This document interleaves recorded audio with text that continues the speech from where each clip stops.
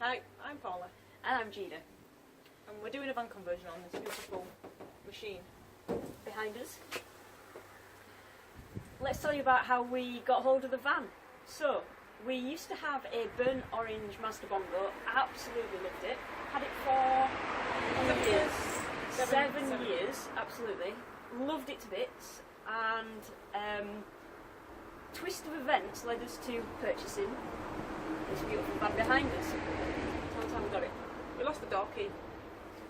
Yep, we did. We now have a door key. Yeah, so we lost the door key. I knew a locksmith. I rang the locksmith. Locksmith's called Graham. This van used to be Graham's. Anyway, he came, cut the keys, and he says he's buying a new van. So I said, oh right, that's good. He said, yeah, I'm selling the old one. It's out there. I said, can you stand up in it? He said, yeah, why? I said, oh, can I have a look? And he goes, yeah, of course you can. So, next thing, I'm inside Graham's van, standing up inside Graham's van to see if it was tall enough for me. And then I was like, oh, I like this van. This could be a camper van. So I went and got Gina. I said, Gina, come downstairs, you need to look at this. It was a bit more urgent than that. Yeah, it was a bit more urgent, tiny bit more urgent. So then Gina looked in the van. And Gina could obviously stand up in the van too. So to be fair, I could stand up in the Bongo. Very cool. So anyway, so I said to Graham, I said, you know, all the normal stuff, how much do you want for it, and when are you selling it, blah blah blah. Can we take it for a test drive? Because we didn't really want a manual, because we had an automatic, and that was really easy. And this is a manual. So the next thing was to take it for a test drive. So a couple of days later, we took it for a test drive. Thought, yeah, okay, we can deal with the clutch and gears and driving long distances with clutch and gears. And we said, yeah, let's have it. Bit of an adventure. So then we was like, okay, we need to sell the other one. That was hard, really hard, because we loved button up. And so within a space of a month, we got new door keys. We did. We test drove the van. We bought this van and we sold the other van. So that was quite cool. To a beautiful family as well. We've gone to, it's quite a nice story. It's gone to my best friend from being like tiny to his sister and husband and little girl. So it's gone to a beautiful home. So yeah, now we've got this beautiful van behind us. It was a work van, so it was full of locks and a bench. What else did he have in it? It was like, there was loads of stuff in it. Just It was a work van. yeah, work van. Yeah, we've got lots of locks. We're going to talk you through those in a few minutes. So yeah, let's. Oh no, one last thing to say is we've got 3 months to convert it. So the insurance, they wouldn't take it on unless it was a converted van. They wouldn't take it on as a work van. So we've literally got 3 months to convert it, and we're now 2.5 months left to go. So we've got 2 weeks past. It's a bit scary. It's easy. 2.5 months to go. So yeah, we're going to take you through that over the course of these videos. I hope you enjoy them. Please excuse the noise outside. We're on quite a busy road as we're filming, so please excuse that. Let's have a look around, shall we? Okay, a couple of things are important about being able to buy a bigger van, and the first one was basically the length, because we've got a really short drive, and the other one was the height, because absolutely, if we're going to change a van, we want it to be able to stand up inside. So first of all, let's have a look at the front of the van. Excuse the shaky camera work. So this is how much room we have, which is not a lot. Fortunately, I've got a really handy dad, and just bring the camera out to look at these.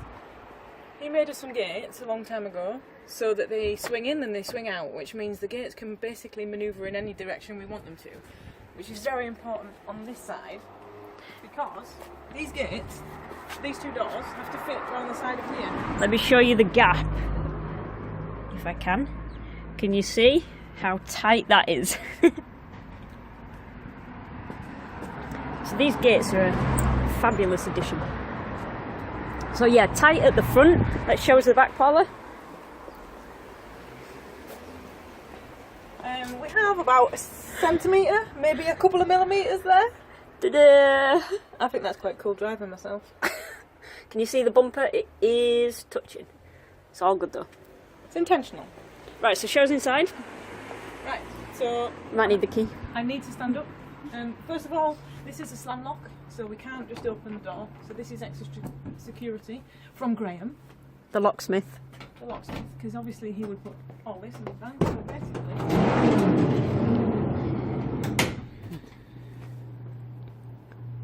inside, which is still a work van.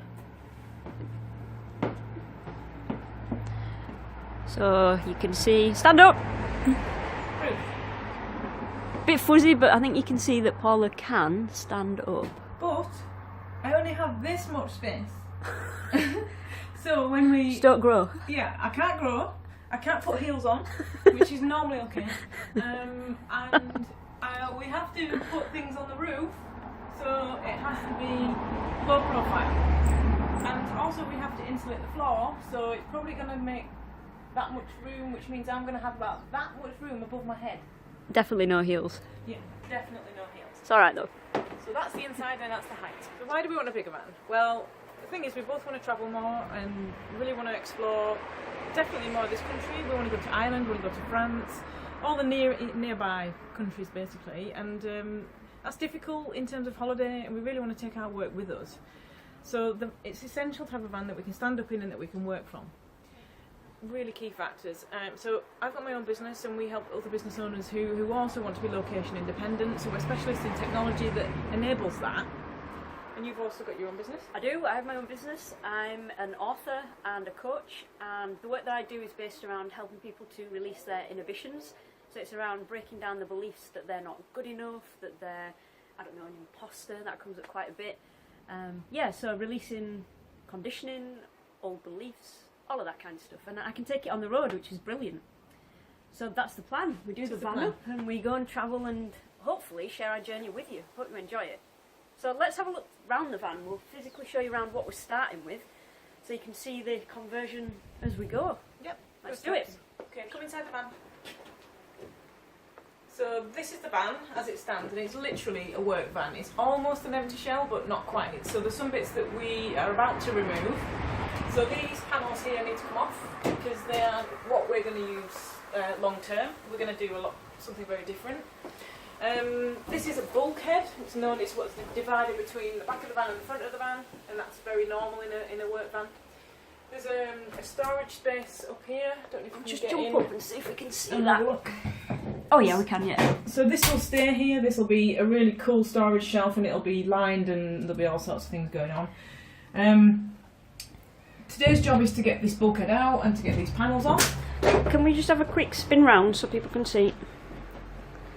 So you can see we've got one side panel here, but the back doors have also got panelling on. So again, all this is going to come off. In fact, there's going to be some windows as well, but Just spin around the other side. that'll be next week. So we've got another panel here. The wheels have been boxed in, which again that'll come off because we'll be building different things all around there. And then we've got the floor. It's got very basic thin plywood, which will need to come out because we have to insulate underneath it before we put up a different type of plywood back up the top. But it's really great that it's there because we've got a template, and that makes life so easy. It certainly does. So the roof. There's nothing on the roof, which is actually quite good. Apart Oh, we can see the height of you now, Paula. Yeah, look. There you go. This is my space. Don't grow. Let's not stand on anything because I'm a loose space. So that's how much space I've got. So we can't go any thicker than that in terms of insulation and roofing. What we do have at the moment is some LEDs, which Graham had put in for this was his workshop essentially. So he cut keys in here, so he needed some good lighting. So there's partial lighting wiring already done, which is this bit here. Which is great. You can unplug those if you don't want them on at the moment. These are the standard lights, which most likely will come off because we're probably going to go really low profile here. You can't stand up underneath They them. don't hit my head, so that's alright. Anything else inside the van? I don't think so. We can, although the door slam locks from outside, as in you need a key to open it. When it's shut from the inside, you can still open it. So that's a major bonus. Because I was worried about that. I was like, oh no, well, how are we going to get out if it's a slam lock and it needs a key? We tested it by Paula locking me in. Yeah. Just so you know. Do you want to show how much room I've got for my head? I'm going to spin you round. Apologies if this makes you feel a little bit sick. Ta-da! I can wear like triple heels if I so desire and still not be anywhere near. I could get some stilts. Yeah, that would be cool. So yeah, I don't have a high problem, which is all good. It's quite a good view of the bulkhead. That's the shelf on the top of there. So that must definitely be a storage area. But we don't have a plan as yet for where things are going to go inside the van, and that'll all just come as we go, because we're just going to figure it out as we go. We certainly are. We certainly are. So, do we need to look outside? I think we need to look in the cab. We do. Come in the cab. At the moment, this is a basic standard cab, so you've normally in a transit van you'll get a double seat and a single seat. Can I just come in, Paula, so we can have a good look? Sorry to lean over you. So we've got a double seat and a single driver's seat over there. So I'm going to go inside. Please, yeah. What will happen is this double seat will come out. You can leave the double seats in and swivel them, but we don't want to do that because actually we want to have this space in the middle, which will be a walkway through to the back. So we're going to have... Sorry about that. So we're going to have a walkway into the back. We're going to have a single swivel here, which will be really cool because it'll turn round and it'll be a chair for a table. The same will happen on this one, however, if you just want to come in a bit closer, we have a slight issue.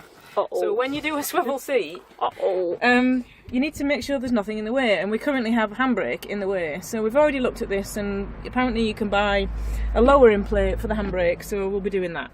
Yay! And then we'll be fitting a swivel here as well. Cool. Pretty much everything else in the cab will stay the same for now. Just going to swizzle around so you can have a quick look.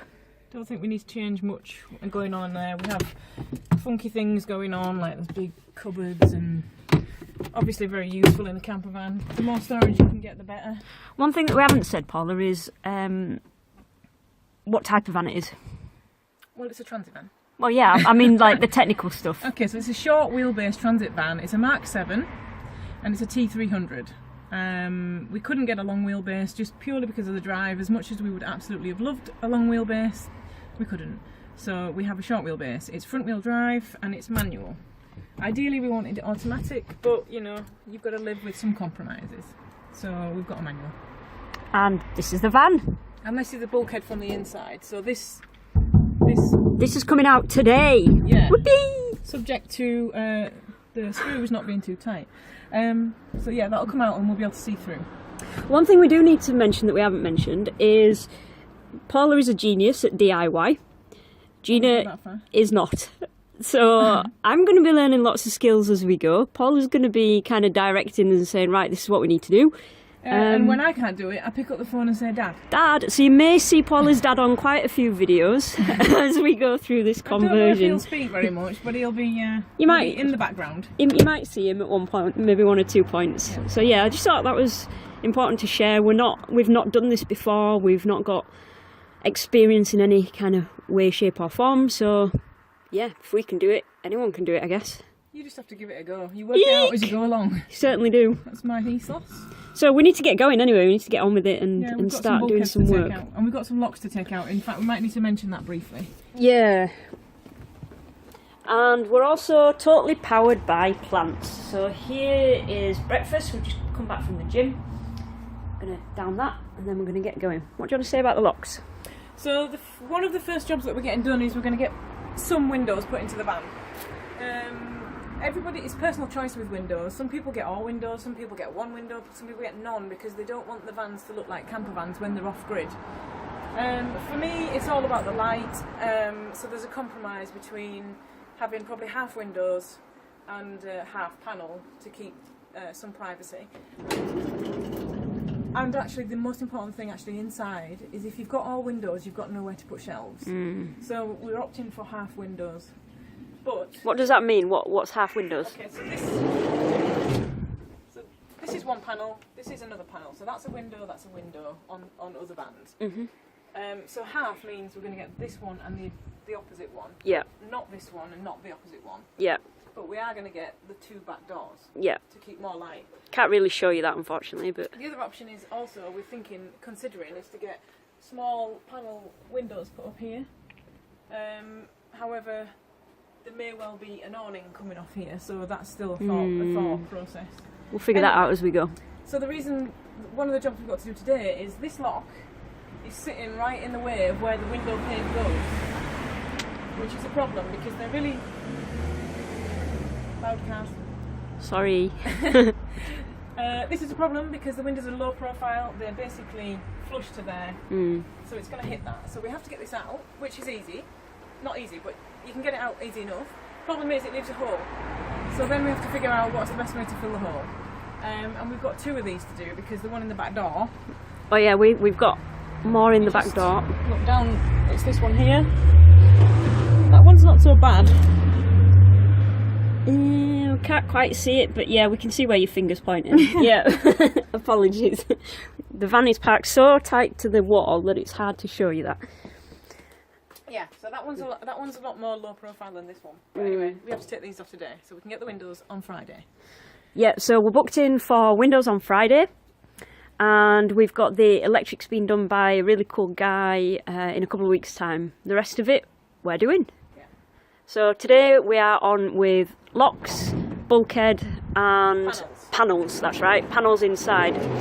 Okay, we're going to get on with it. Check out our next video. We'll keep you updated as we go. And for more updates, check out Greatness Together. Okay, see you soon.